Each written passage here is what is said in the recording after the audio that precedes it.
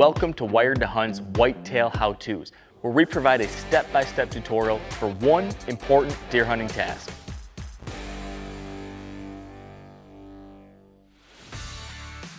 Today I want to talk about how to plant a fake scrape tree. Why you might want a fake scrape tree is because deer love scrapes. They are a very important communication hub for whitetails, especially bucks.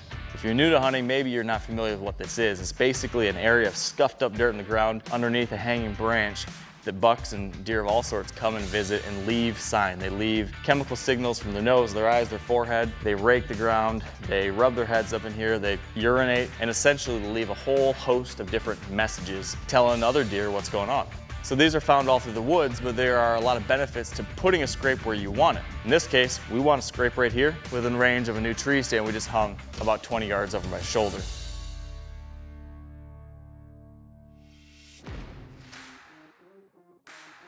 Step one, picking the right tree for the job. You need something girthy enough that it can handle the abuse it's gonna take from a buck. They're gonna rake their antlers in these branches. They might even rub up on the trunk itself. So I want something that I can get in the ground and know that a buck can beat it up and it's not going anywhere. You need to make sure you have licking branches that hang over top of the scrape at about deer eye level.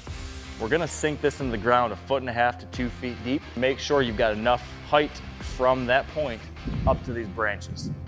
We cut off all the extra branches down low. We lopped off the top because I don't need any extra branches above us that will block shot opportunities and visibility.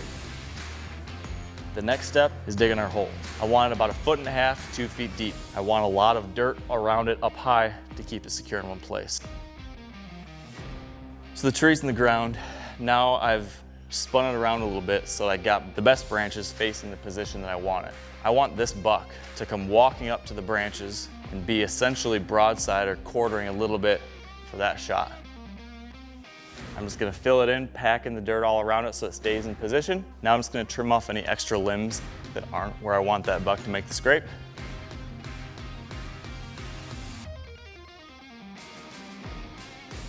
So the last thing I'm gonna do is I'm gonna snap down a couple of the ends of these branches so they're hanging just like you would see on a natural scrape. As you would imagine, he's gonna come in here, hit this, stop, sniff it, kick around, and while he's focused right here, he's not gonna have any idea that 20 yards away in that tree is somebody just waiting with a bow and arrow. So that's how you use the scrape tree. That's how you plant one where you want it. Keep this idea in mind for an easy way to get bucks where you want them in a field of some kind. A fake scrape tree planted in the right place can really help you have better shot opportunities. If you want more information like this, be sure to tune into the Wired Hunt podcast or the Wired Hunt Foundation's mini-series. We've got new deer hunting know-how every week. You can find it wherever you get your podcasts.